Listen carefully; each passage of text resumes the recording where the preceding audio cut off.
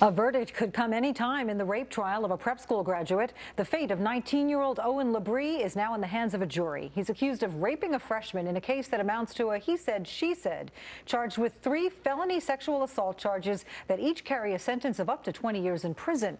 Joining us now, criminal defense attorney Brian Claypool and former federal prosecutor Fred T.C. So there is a tradition at this fancy prep school in which graduating seniors can request a so-called senior salute from a younger student.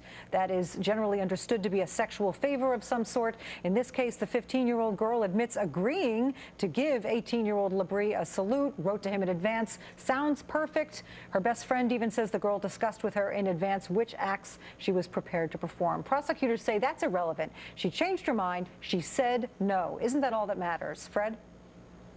Well, you know, unfortunately, Patty Ann, it's not all that matters. What really does matter is that you have someone whose credibility is questionable, hers. The defendant's credibility is questionable. But in our criminal justice system, this is a tough case for the prosecution because the burden's beyond a reasonable doubt. And all ties, even if she's somewhat more credible, if she's not more credible enough to get to beyond a reasonable doubt, this guy walks. And I think you had to prosecute the case because of the school tradition really needs to be kind of called out. Yeah. Brian, the credibility issue, she admits she helped Labrie remove her shirt and her pants, but she says she held onto her underwear when he tried to remove that.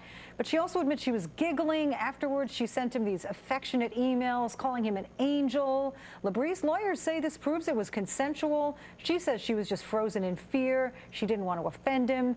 Might these mixed signals have been confusing to an 18-year-old guy? No, I don't think so. And I think this case is either going to result in a hung jury or he may be found guilty. And I'll tell you why, Patty Ann. There's 2 key points of evidence in this case that I think go against Labrie. The first is the context in where this happened. This wasn't at a party. This wasn't at somebody's house. This wasn't at a movie theater where they're doing things like this. This was at a school where there was a known tradition, a pattern and practice of slaying these victims. In other words, tallying up sexual conquests and having young girls lose their virginity.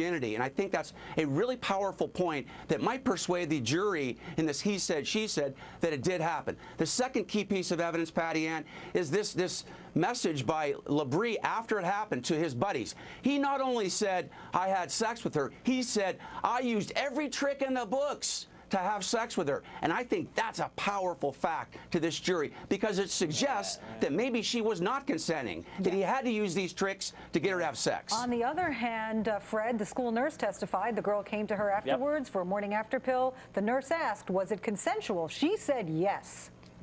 Right, exactly. You know, here, Brian's supposed to be the defense lawyer, right? I'm supposed to be the prosecutor. I think it's a tough case for the prosecution, but you hit the nail on the head, Patty Ann. The nurse testified that this woman had said it was consensual. The guy was boasting. I mean, the guy's kind of a jerk, and a good defense lawyer like Brian is will tell this jury in closing argument that all the stuff about what the school does, you may find it distasteful, you may find it repugnant, you may find it horrible and offensive, but that's not the question before you. The question is whether or not the prosecution has proven beyond a reasonable doubt that this guy raped this young woman. And look, you know, sexual problems with young women on campuses, it's a problem. But it's got to be, you know, I mean, this case isn't one to fix it.